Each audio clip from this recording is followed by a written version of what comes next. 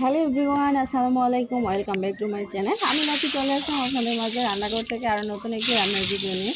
তো আমি just normally share করবো আজকে ডিম বোনাটা কীভাবে তৈরি করেছিলাম। আমি প্রথমে ডিমগুলোকে সিদ্ধ করে তারপরে হলুদ মরিচ মরিচ দিইনি, হলুদ দিয়ে মাখিয়ে রেখেছিলাম অনেকক্ষণের জন্য। তো যাই হোক, তারপর আমি কড়াইটাকে ভালোভাবে হিট করে নিয়েছি এবং কড়াইয়ে পরিমাণ মতো লবণ দিয়ে রেখেছিলাম।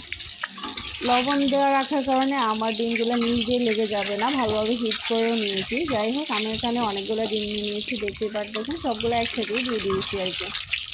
তো যাক, ডিমগুলোকে এখন ভালোভাবে ভেজে উঠিয়ে নিব। আসলে ডিমগুলো এভাবে ভেজে নিলে হলুদ দিয়ে খুব সুন্দর একটা কালার আসে, দেখতেও ভালো লাগে আর কি।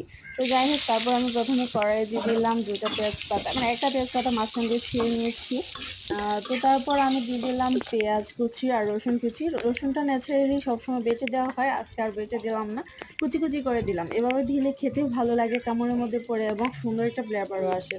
তো যাই হোক, তারপর আমি পেঁয়াজটা আর রসুনটাকে ভালোভাবে ভেজে নিলাম তেলের সাথে। তারপর একে একে সব ধরনের মশলাগুলো দিয়ে দিলাম হলুদের গুঁড়া, মরিচের গুঁড়া, ধনিয়ার গুঁড়া, তারপর দিয়ে দিয়েছি গরম মশলার গুঁড়া, দিয়ে ভালোভাবে জিরা বাটাও দিয়েছি, কিন্তু আদা বাটা দিয়েছি, এগুলো বলছি কিনা জানি না, এখন আবার ভুলে গেছি। তো যাই হোক, দিয়ে ভালোভাবে নাড়িয়ে ছেড়ে নিলাম আর কি।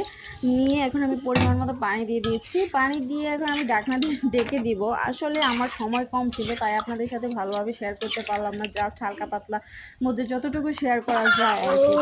আর বলে রাখি, আমার এখানে এখন আতঙ্ক করতেছে ডাবিং দিতে দিতে, তাই বেশিক্ষণ ডাবিং দিব না, বেশিক্ষণ বক বক করবো না, আপনাদের সাথে জাস্ট অল্পের মধ্যে শেয়ার করে দিব আর কি।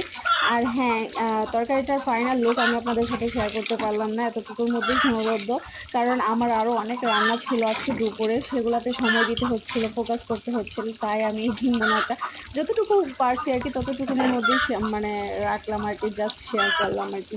তো যাই হোক, ফাইনাল লুকটা ছিল একেবারেই শুকিয়ে যাবে পানিটা, একেবারে শুকনো শুকনো ডিম বোনা হবে আর কি। তো আজ এই পর্যন্তই। সবাই